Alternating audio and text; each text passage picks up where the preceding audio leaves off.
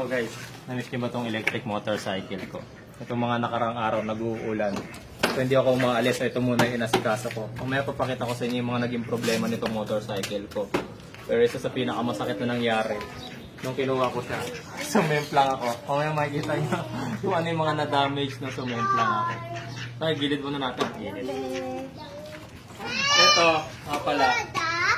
Nung nakaparada ko dun kila mother ko.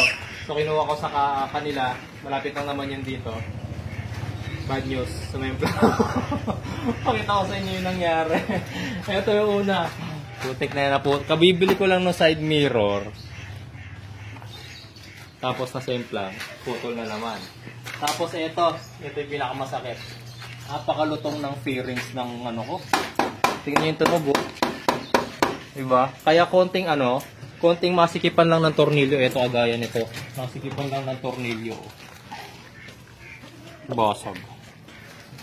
Yun yung isa sa pinakapangit sa kanya, napakalutong nung kanyang fairings. Kaya yung pagkakasemplang ko, tingnan nyo yung nangyari. Napingas, nagasgas. Anong klase ng plastic to? Acrylic ata ito, no? Acrylic ata yung mga ganitong klase ng plastic, yung masyadong malulutong, yung konting bagay. Ay, no, dami. Tignan nyo, daming gas-gas, Gas-gas. Pero nung nakaraang pa yan, nung nakaraang month ko pa kinuha kila mama. Pero ako, gas-gas din ako. Gas-gas to kasi nadaganan ako ng motor. Gas-gas. Kasi ito po.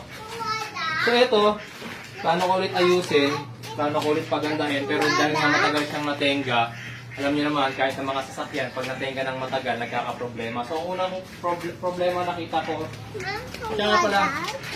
kaya nga pala ako sumemplang. Kasi, noong time na umaandar ako, hindi ko napansin, wala palang brakes. Kasi ito pa, isang kailangan kong ayusin. Kasi ninyo to. Binahayan siguro ng daga. Nginat-ngat ng mga daga yung wirings ko. Pero para lang naman to sa ilaw. Buti nga, hindi niya nginat-ngat na wiring sa controller.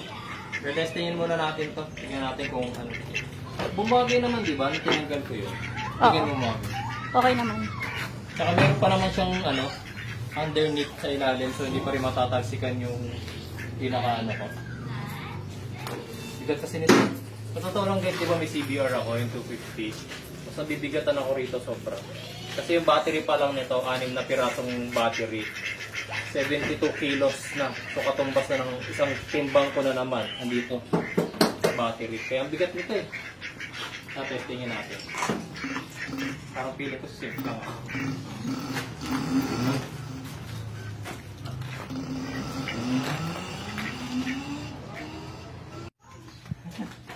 Kuhadak. Kuhadak. Alaga naming pato. Alaga ng anak ko to eh. May video pa ba ito nung yung bagong bili ko sa kanya yung maliit pa? Meron pa. Sinakuha ko sa pabunot. Kaya yun eh. Favorite niya itong black na duck eh. Kasi yung black na white. Sa'yo na napunta yung video ko. Nawala na din sa motor mo. Baba mo na yung duck! Ito palang ko. Electric bike. Nakakita na naman ako ng mga post. Bawal ba ang electric bike sa kalsada? Yes, bawal. Pero may mga klase ng electric bike na motorcycle category na. Itong sa akin kasi motorcycle category na. Nakarehistro to Ito yung plate number ko. Temporary pa lang pero nakarehistro yan. Sa mga nakasubaybay sa videos ko, alam niyo naman yun. Meron akong videos nito na nakarehistro talaga to. Dinala ko pa to sa LTO nung nag-renew ako ng renewal. Nag-renew ako ng rehistro. Tapos, nangyari kasi nun, kinailangan kong pumpreno, so ginamit ko itong kaliwa. Kaso wala palang preno. Hindi ko kaliwa para dito sa likod. So ginamit kong preno sa kanan, kasi kailangan ko na ng bigla ang preno nun. Kaso, dumasdos na ako. Yun yung sinemplang ko ngayon. So ito ngayon, chinek ko, sasalina ko sana ng brake fluid. Yun yung reservoir ko. Para siyang naging grasa ngayon. So dapat sasalinan ko lang siya, pero ang gagawin ko ngayon, total flushing na to. Parang likod na. So kung yung kaliwa na ganyan, for sure pati kanan. So pag natitenga ang motor, tapos nauulanan, papabayaan yung brake fluid so nagkakaganyan. So kailangan natin itong linisan. Ayan. So dito naman sa kabila, binuksan na rin natin. Grabe dito sa kabila, as in ano, nawala na yung brake fluid, naging ano na. Grabe. Buti kahit pa paano may preno pa itong harap ko. Naging sebo na. Sebo na. Nagpapalit tayo ng bagong fluid. Tapos flashing. Nitry natin lahat.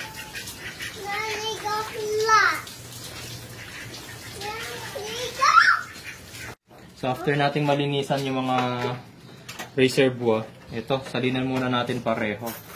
Bali ang gagawin natin, salin muna. Yan. Pag gumagawa nga pala kayo sa brake guys, make sure na meron kayong malapit na water source ha. Kasi pag tumulo yan sa any painted parts ng sasakyan nyo or motorcycle nyo, buhusan nyo agad ng tubig kasi mamumuti.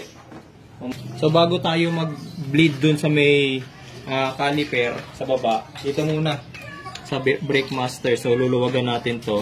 Pero bago nyo yan luwagan, yan, press nyo muna yung lever, dahan-dahan na kasi tumatalsik yung fluid.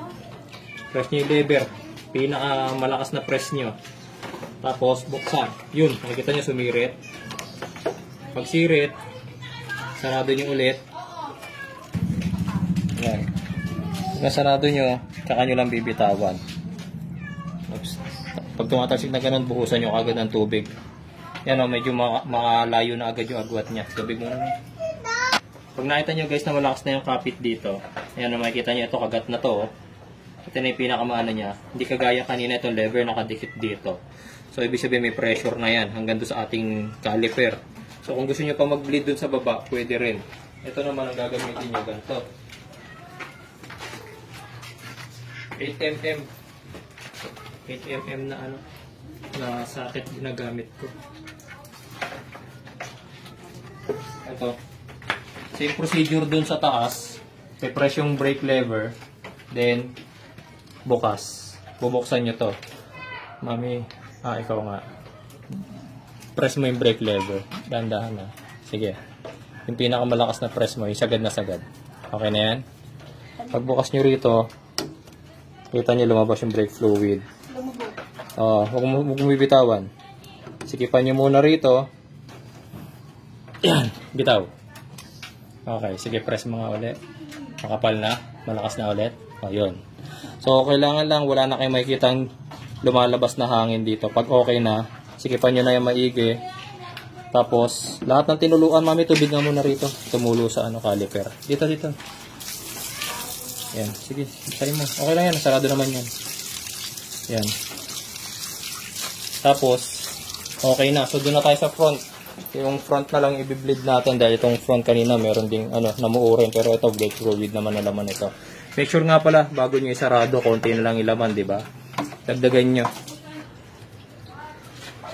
And guys, so ito kinakabit ko na lang yung ating cover. Dito pa lang tayo sa left, tapos sa rear. Dito sa right, same procedure yung gagawin natin ha. Basta importante,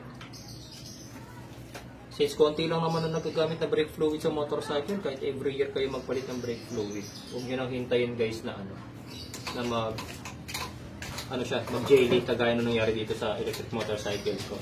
Kasi gaya niyan, ginawa ko lang siya doon sa bahay ng mother ko na siyempre pa.